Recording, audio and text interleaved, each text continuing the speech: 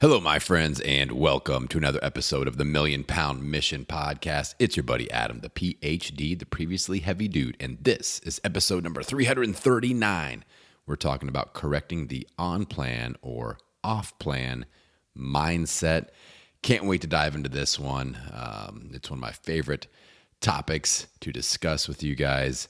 Let's catch up a little bit first. I'm recording this episode again about a month in advance, still in quarantine mode here in Indiana. It's 6:19 a.m. trying to get this knocked out before the family wakes up and things get noisy. So it's been challenging just finding quiet time because my kids legit haven't left the house in 5-6 weeks, and they aren't quiet. And I feel bad sending them up to the loft and be like, okay, it's quiet time in the loft and no iPad, no internet, just go and stare at each other. And that's hard for a 9-year-old and a 5-year-old to handle.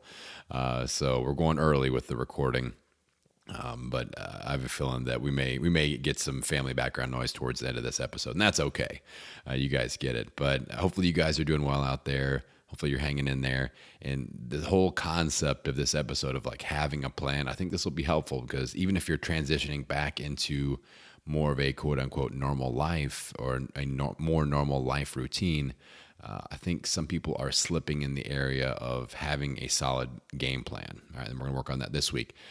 This week is week number 3 in our 28-day cycle with the Mission Possible community. Again, if you're new to the show, this is a free community that is comprised of all of the listeners of this show and people in my Facebook group, people that follow on Instagram. It's our ecosystem.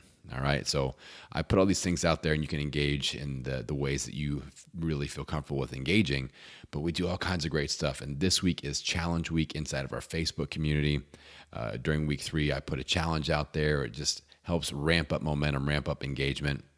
This week is a simple challenge that I love. It's really easy to execute and everybody feels the difference right away. It is my 20 ounces in 20 minutes challenge.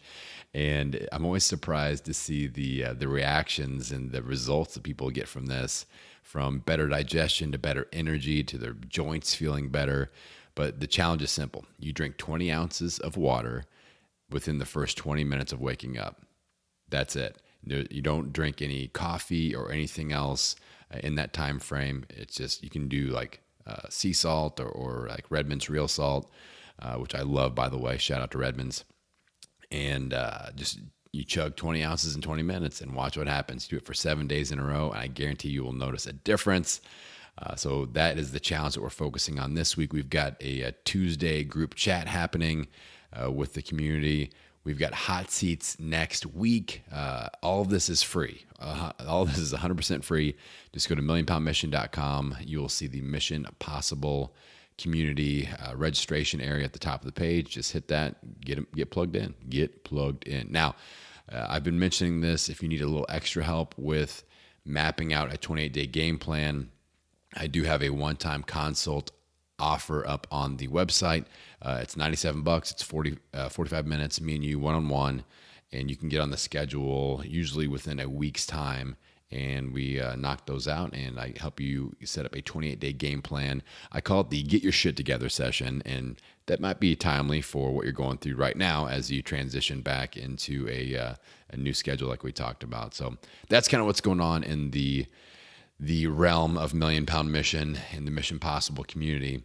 Also, I'm looking for ideas. If you guys have suggestions for topics you want me to cover, I'm really hankering to do a challenge, a bigger 28-day challenge, maybe even an 8-week boot camp style challenge. I'm really diving deep on carnivore, keto, of course, low carb lifestyle. Let me know what you're interested in, and I will try to deliver, guests you want me to have on the show, all that sort of a thing. I'm feeling very creative with our community right now, so I'm looking for ideas on how I can deliver for you guys with that creativity. All right, let's dive into this topic. The whole on-plan and off-plan mindset. This really is like a virus in the weight loss community, and it's where people beat themselves up like, I'm doing a thing, I've signed up for a boot camp, I am doing paleo, I'm doing Weight Watchers, and I am on plan until I mess up, then I am off plan, and I will beat myself up about it, and I will feel bad, and I will fall off the wagon. And I feel like this mindset, if we do one simple course correction, it'll make all the difference. So the simple shift is, let's make sure that we have a plan to work from. So I'm not so concerned about being on plan or off plan. Most people do not have a plan. And as long as we have a plan, I want you to repeat after me. As long as I have a plan, I am on plan. Because the type of planning I will teach you to do is to schedule in times that you actually break your diet, quote unquote, would go off plan, but we're not going to beat ourselves up about it because it is a part of the plan. All right. Are you feeling me? Are you feeling the vibe I'm putting out there so far? So let's talk a little bit about just key parts of a plan that I think are important when you are putting a strategy together. And I was talking to somebody, I was actually doing our most recent round of one-on-one free hot seat calls inside of our Mission Possible community yesterday. And I was talking to somebody about this whole planning thing, and she was having a little bit of a hard time wrapping her mind around it. And I said, listen, it's just like if you set a financial goal, like a savings goal or a retirement goal. You would put that goal out there and you would think, all right, what's the minimum? If I want to save, $1 million by the time I turn 60, what is the pace that I need to be saving at per year? Like, we need some benchmarks. We'd set some sort of a goal strategy in place.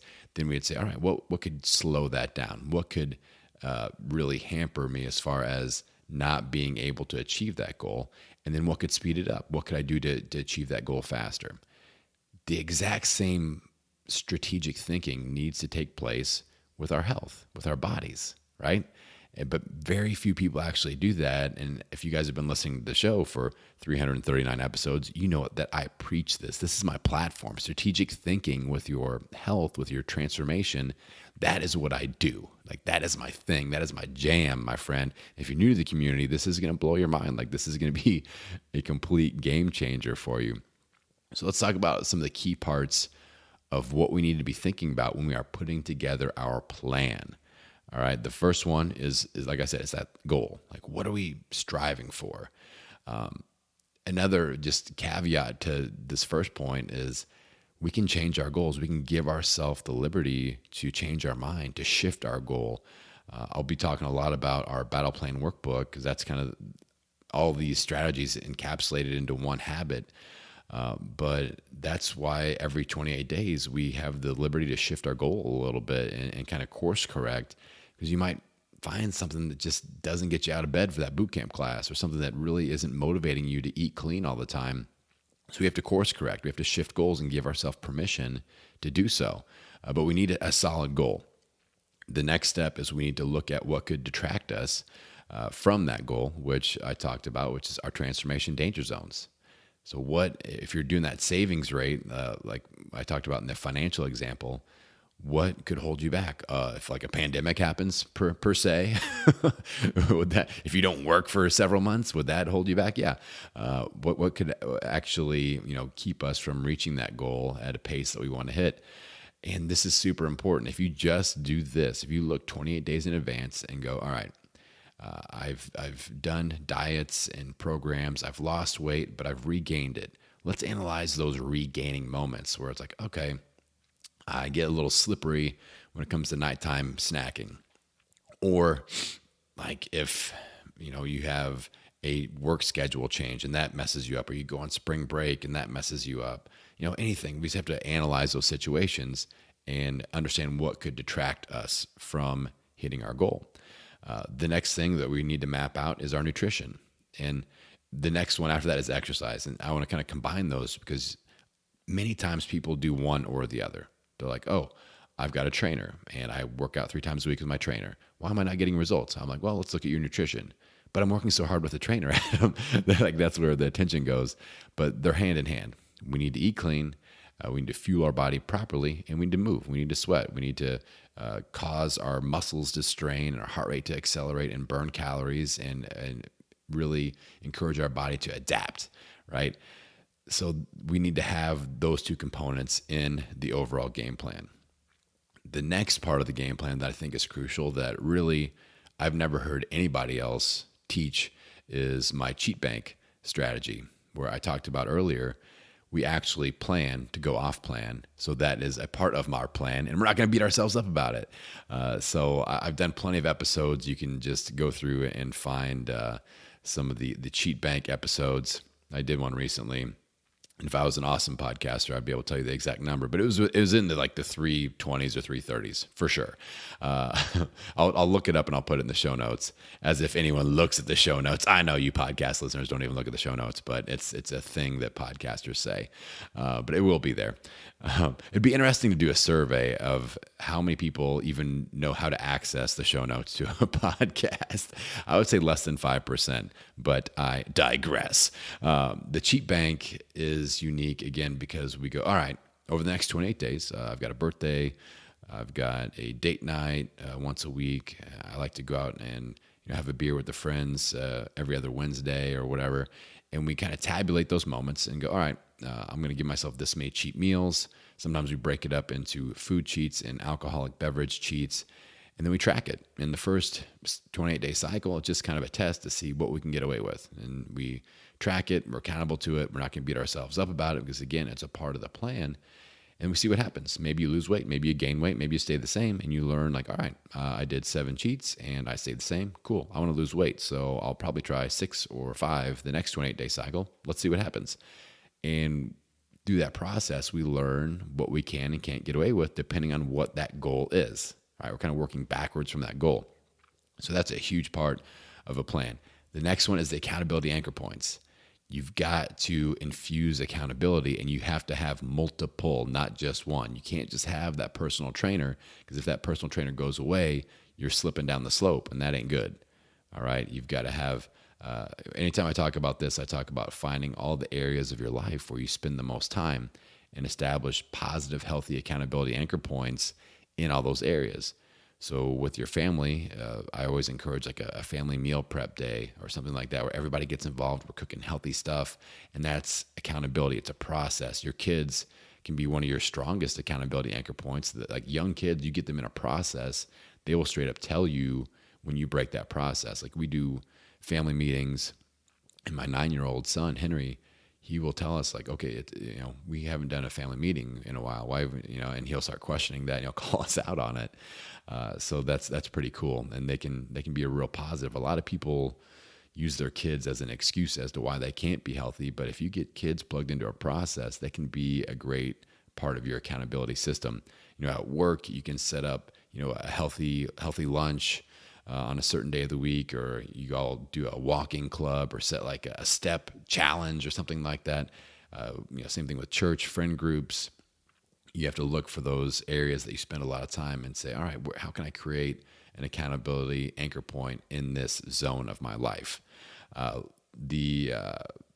we have the next step is kind of a subcategory of the 28-day plan. I think it's important to have a mini game plan week by week of a 28-day cycle. So looking at a snapshot 7 days in advance and go, all right, I've mapped out my danger zones and my goals and all that for the 28-day period. Let's just look at the next 7 days. Do any of those exist? Am I taking cheat meals?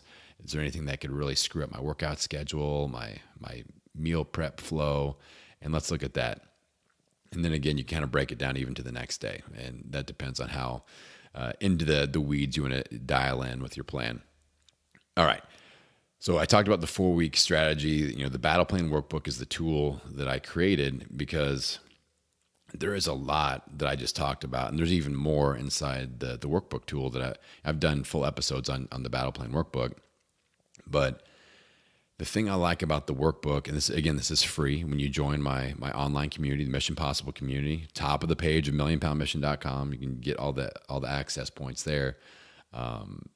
The thing about the workbook is that it is one habit, but it's like a Trojan horse where there are multiple habits snuck into it, all these things that I just talked about are all baked into that one habit. And again, yesterday I was doing hot seats and I was talking to somebody. I'm like, just print out 13 of those workbooks. If you do 13 28-day cycles, that is 1 year. And if you tell me that you're going to think in advance with your transformation and map things out 13 times in 1 year, it'll be almost hard to fail. Like the momentum will, even if you don't look at the workbook any more than just filling it out 13 times, and you don't do the weekly stuff, if you don't revisit it and do the weekend reviews and all that, the habit tracker, if you just fill it out 13 times, come hell or high water, you set a calendar alarm and you just make a deal with yourself, like no matter how bad the last 28 days was, I will fill out this damn workbook 13 times. I can do something 13 times that's going to take 15 to 20 minutes in a year because I'm worth that time investment and my health is worth that time investment. So that's the kind of the challenge that I put out there, is that will bake in. You'll have a great game plan. You will think in advance, which is huge. You're ahead of the game, like 99% ahead of the game compared to most people. And it's going to set you up to succeed because you're thinking in advance. You're mapping things out. Let's look at some of you guys that are out there going, oh, I don't have time to plan, or I'm not a planner. I like to kind of be free-willed about all this stuff. And I really want to kind of debate you on that, because I think that having a plan makes everything easier because you don't have to make dozens of quick decisions every single day. Like if you have that game plan, that home base to fall back on, it's not like, well, what's my plan today? What's my plan this week? What am I working out? And you have to, that decision fatigue will beat you down, which beats down your willpower, which makes you make bad decisions when you are tempted. And that leads to falling off the wagon, beating ourselves up. So I really encourage you to give this a shot. I had somebody recently go that, like, I encourage them, like, fill out the workbook, and they get to work on it, and they're like, dude, this is a lot. This looks like a lot of work. I downloaded it, but this looks like a lot of work. And I'm like, you're the person that just emailed me asking for all this help, that you want to like change your life and lose 50 pounds and all this. But you're like, this feels like a lot of work because it's going to take me 20 minutes to fill this out. Stop looking for the easy answer. Like this is a free tool. Yes, it is called a workbook, not an easy book. All right. We're putting the work in the workbook, and you're worth it. Again, like this process, this time investment is totally worth it. And I encourage you to invest that time. And of course, I love the Jocko Willink quote, discipline equals freedom. Like if you want the freedom of feeling healthy and feeling confident in your health and your body, it's going to take the discipline of time invested in thinking strategically and then putting in the work to follow up on that. Right? Discipline equals freedom. Let's talk about a few examples with like old mindset compared to new mindset of someone that doesn't tend to plan or doesn't have a overall game plan versus someone that does. So first scenario, I took 2 cheat meals today, right? The old mindset would be I fell off the plan because I cheated, which causes a sense of failure, loss of momentum, all that bad stuff. New mindset, I took 2 cheat meals today. Well, I have a cheat bank of 6 meals to use, and these were 2 of them. I'm on plan because I have a plan, and this was a part of it. And there's no pressure and no momentum loss because that's just like I just checked the checkbox. Those cheats are there to use, and I used them, and it's no big deal. So that's the difference in that first example. Second example, I had to miss my workout class today because I was sick. The old mindset of somebody that doesn't have an overall game plan. I fell off the plan because I didn't execute my goal for the day. Damn it. This causes the sense of failure again, loss of momentum, and we start to downward spiral because we feel like it's kind of a pass-fail grade when you don't have a plan. Like I failed today, therefore I fail overall.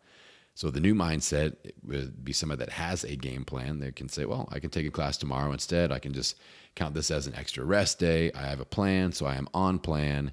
Again, mindset is no pressure, no momentum loss. I'm not going to beat myself up about it. So on the topic of the plan, this question always comes up because I'm asking you to do a lot of intense thinking. And we're investing time and energy and effort. And a lot of people are scared because they're like, what if it doesn't work? Adam, what if it doesn't work? We have to delete that negative mindset first of all. But the question will come up like, when do I not have to follow a plan anymore? When does it feel easier? When does it feel like so much, when does it feel like less work? So I've got a little process that I'm going to guide you through that will help you kind of navigate that whole line of thinking. So the first step is we form a new habit, right? We're doing something new. The second step is we have to establish that new habit. Like it gets ingrained in our processes. The third step is it becomes a streamlined process. And the fourth step is it becomes part of our lifestyle. If you can go through those 4 steps, new habit, established habit, streamlined process, lifestyle, things feel easier. You're essentially doing the same exact thing, but they just feel easier. So we have to try to stop wanting to skip steps and go, well, I just started this new habit, but when does it get easier? Like this might be months or even years to really go through this entire thing and get it ingrained in your lifestyle. But that's so much better than start a new habit, get frustrated about it, stop a new habit, regain weight, back and forth, back and forth, back and forth for years or for a whole lifetime, right? So let's talk about some examples with this. Like a new habit could be starting exercise in the AM. So getting up early. As you establish that habit, it's not a mental struggle anymore to get up and exercise. So that's how we know that that habit is being established. As you start the new habit, it's probably like, that alarm goes off. I really want to hit snooze, but I don't. Once it becomes established, it's not so much of a mental struggle. Once we get a streamlined process, it's going to feel like your schedule is optimized for AM workouts. You're like, all right, I know that I have to work late on certain days, so I'm only doing my early morning workouts on days that I can make sure I get to bed early, and we should start to optimize things.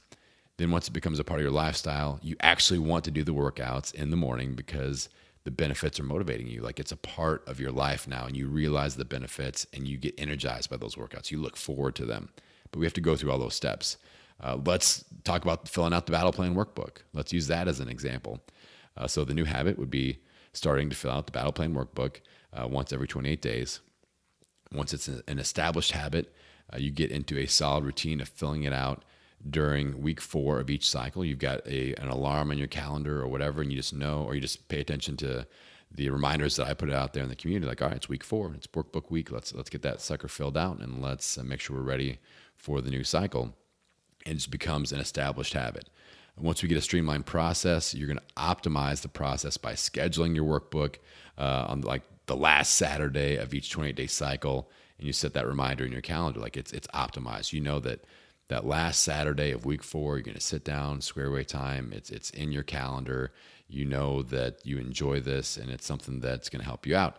And that's when it really becomes that fourth step where it's a part of your lifestyle, and you look forward to mapping out each 28-day cycle. It's not, oh my God, Adam, this takes me 20 minutes. This is a lot of work.